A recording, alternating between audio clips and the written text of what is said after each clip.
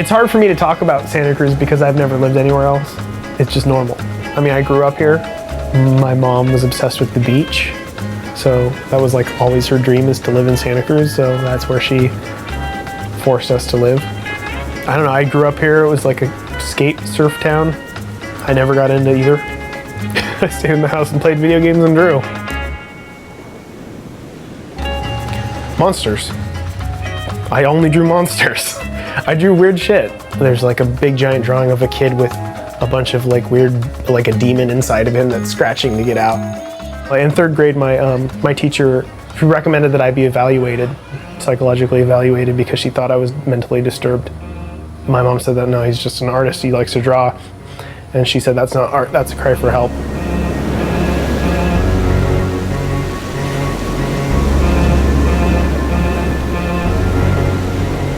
But I mean, I basically grew up a lot with my grandma. I didn't get along with my stepdad, so whenever there was a problem, I would just go stay with my grandma, or we would all stay with my grandma. But my grandma was always extremely supportive, to the point of being very annoying to my mom and my sister. To her, I was the golden boy that could do anything, and she made me really feel like I could do anything. It was like when she said, "You're gonna be a success," it wasn't like she was just saying it. It was like a fact. Like that was gonna happen, like that was that. Aether was kind of based around my niece.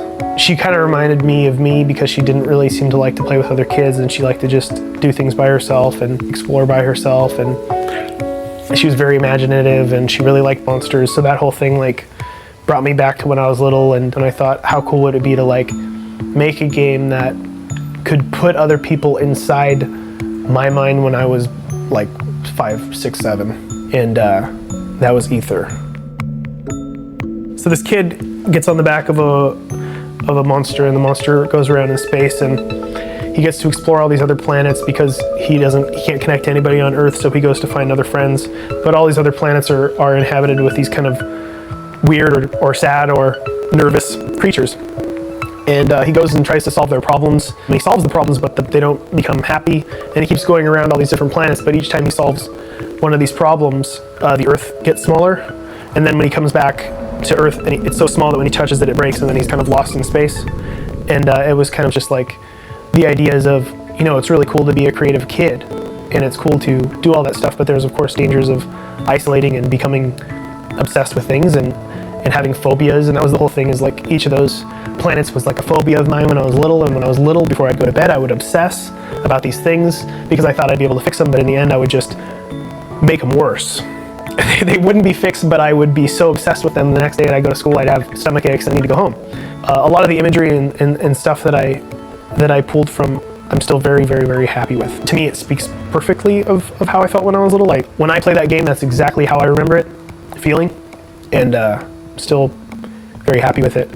And then shortly after that, my grandma passed away, and she had a box of my drawings that she saved when I was little, and that's when I found out this picture that I had drawn of me in space floating.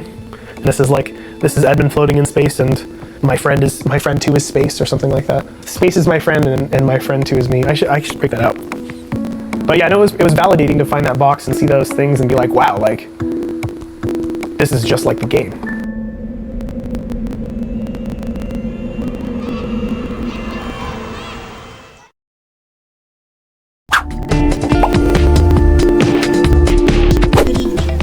Good evening. Why in Aether your friend is an octopus? Is it supposed to mean something personal? I think the only reason I made it an octopus is because when I was little I wanted to be a marine biologist. So I used to catch octopuses, and I always thought they looked cool. What happened to that dream of being a marine biologist? I gave up on it when I found out you had to wake up really early to go out on boats in order to find those things in the water. Also, minus tides, you have to get up really early for too. Yeah. Seems like a lot of work. Okay. In Aether, have you ever thought of giving wings to the monster? How come you came up with the idea of the tongue being a transport medium between planets? I liked the idea of swinging. Swinging felt childlike. So I like the idea of like swinging from clouds instead of actually flying. It just seemed more drifty and floaty, and it seemed to go with things better than if you just took off and flew. I wanted there to be more interaction of getting around instead of just taking off and flying. I don't think you need wings in space. Well, you need something to push you along. Little flipping legs. You can probably kick your Little legs. flip legs. In Indie Game the Movie, you look back at drawings from your childhood that look exactly like what you did in Aether. Did you ever realize the art style so closely resembled them? Did part of you remember as the game was made? Or were you honestly surprised? I think what this person's saying is the theme, Yeah. not the art style. I have not progressed Were you past the surprised 5. that you drew like a 5-year-old? Yeah, I was surprised. My drawings look like a 5-year-old. The weird thing was there was only one drawing in the box that was me in space, and I wasn't like that much focused on space. Space kind of scared me more than anything else because it seemed lonely and weird. So I think it was maybe subconscious, but maybe a coincidence that I had it in space. But I remember when you found that drawing, you were surprised. It seemed like a weird coincidence. It seemed like a bizarre coincidence. It seemed like something subconscious that I did when I was, going into the lonely child space. Space. Does Molasses, Yeah. the ocean planet in Aether, have a moon/secret planet? It does have a moon, but everybody sees it. The moon is the island that's attached to the planet. Like the planet is sucked onto the moon and pulled the moon down into the water. So the little island on the planet is actually its moon. Wow. You've said that you're happy with the way Aether turned out. Do you use games like Aether, games that you're happy with, to set a bar of quality when you create? Or do you try to stay away from personal rules, bars, when you create? Usually when I'm making something, I try to make it different than everything else, but I do have a bar as far as like making something expressive or whatever else. Like Aether was kind of raised the bar for me when it came to doing personal things, almost probably to a fault. Like there were certain aspects of it that I wasn't comfortable with talking about in the interviews and stuff and really discussing. So I think with Aether I kind of learned how to abstract those things and not do such a literal underline message or whatever. It's because Time Fuck for me is very similar in how I wrote it. What were you not comfortable with? I don't know, it just seemed too... Like if you talked about it too much, you're telling people what it is? That, and it just seemed too personal. And for me, Time Fuck is just as personal, but it's foggy. It's foggy enough and weird enough and distorted enough for people to like think it's just weird. And I think I'm more comfortable with that. Like same thing with Isaac too. Like there's a message there, but I don't need to talk about it and I don't need to dig deep into it, because there's a lot of different things there. And I don't know. Aether just seemed too straightforward, and something about that didn't make me feel that comfortable with kind of revisiting it. But I don't know. I might try it again later. Aether had more of a meditative, ponderous, and whimsical tone than your other games, which are more known for having a harder, underground comic edge to them. Is this a style you can see yourself exploring further in one of your future games? Possibly. I just usually just go with whatever works. If it looks good and it feels right at that point in time. Like if Acacia wasn't born, then I wouldn't have done it because it was totally her that pulled that out. So it was actually an abnormal part of me that kind of rose to the surface when she was born.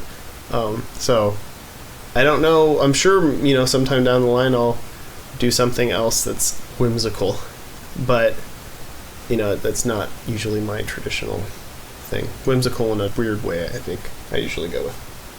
Whimsically weird. Binding of Isaac's whimsically weird. A bit of whimsy. Yeah.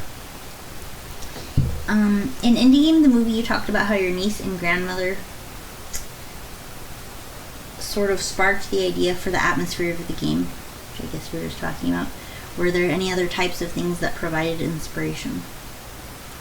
Just revisiting my childhood, I guess. Just kind of like thinking about how I was and how I dealt with things, and remembering the kind of stuff that I used to think about when I was little, and just kind of go back there as much as I can. It was just something about Acacia being born and watching her learn and stuff, like, just brought me back instantly to like how I was when I was really little.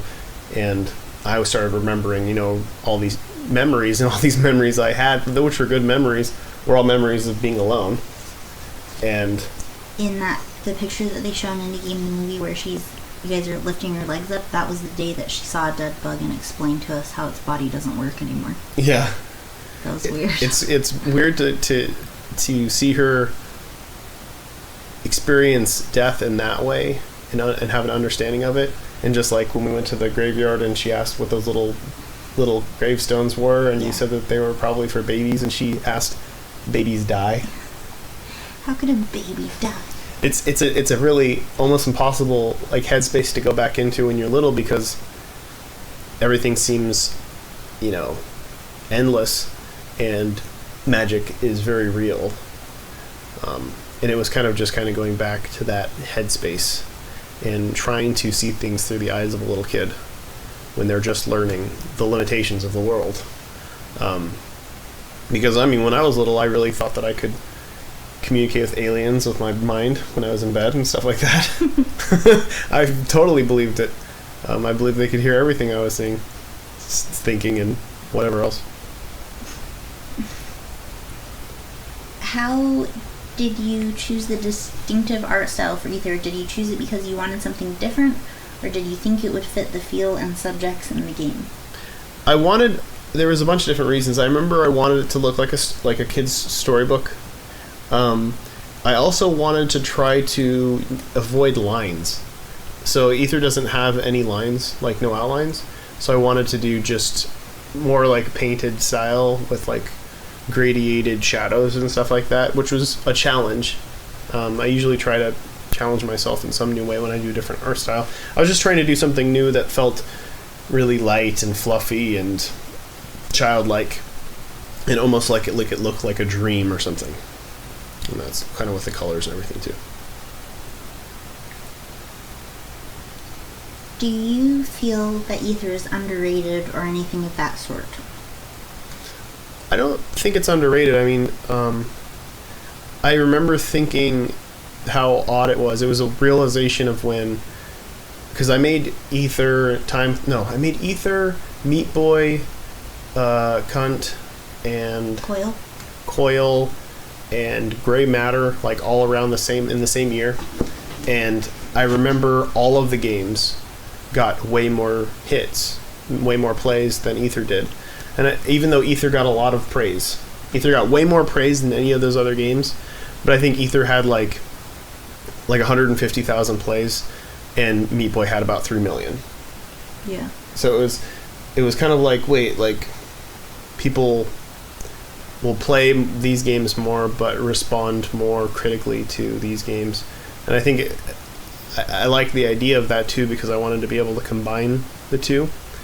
But Meat Boy and Aether are completely different games, and even though I thought that Aether was a much better game, the majority of people didn't. So I guess in that respect it's underrated, but I think it gets the credit that it's due. A lot of people wrote about it, which was quite surprising. What do you think about the idea of art games after making Aether? Also, what lessons have you learned about eliciting emotions in video games from Aether? That was weird, because that was around the time when the whole art game thing started. Like, I don't use that term anymore for anything that I do, because everything I do is an art game. It's art, But that was around the time where that was like a thing. Like if you made an experimental game that was expressive or emotional, they called it an art game. And there were about 10 like well-known art games that year and the year before and the year after. And then it kind of just died off and got a little contrived. But when it comes to just making emotional or expressive games, I don't know. I just kind of go with what feels natural, and the more honest you are with what you're doing, I think the more artistic it feels. I think that's basically it.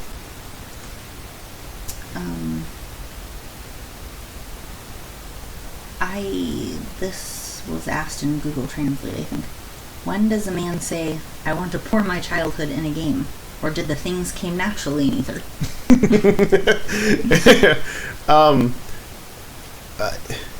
But I think that's exactly what it was. So Aether was only made in 2 weeks, so there wasn't much time to like plan and think. Like I had to improvise and just go with my gut. And going with my gut and improvising, I think, allowed me to just be like, all right, the theme is my childhood. Let's see what comes out, and just dive in and just pull out whatever's there. I think things happen a lot more organically than people think, and that's confused as like not putting any effort into it. But just because something happens organically doesn't mean there's a lot of thought behind it. Yeah, I mean, I found for me, like, you get the most beautiful and unique and honest things, most artistic things appear when you just improvise and you just let it happen and don't think about it that much. Just let it come out. Like for Aether, I can't say I thought a lot about it. I can say I put a lot there and I slept a lot. And when I woke up, I had all these memories and feelings that were just coming up to the surface, and then I would just pick the ones that worked, put them in the game, and move on to the next. It wasn't a lot of thinking, it was just a lot of feeling. At the end of Aether, it said, "To be continued. If you make a second game, would you try to convey or build upon the same childlike feelings of loneliness and alienation, or would it be more mature feelings like going from childhood to a teenager?"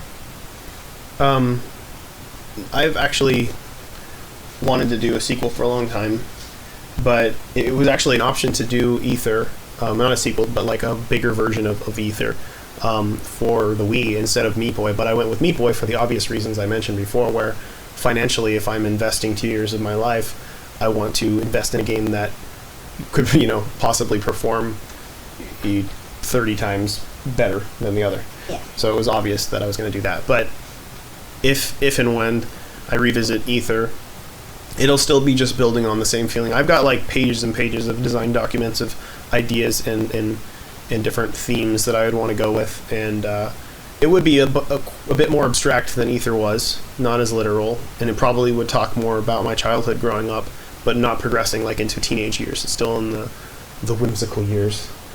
But I'll think more about it when the time comes, because putting too much effort into thinking about it usually will like make me a bit bored of the idea. Is that it? Yeah. All right.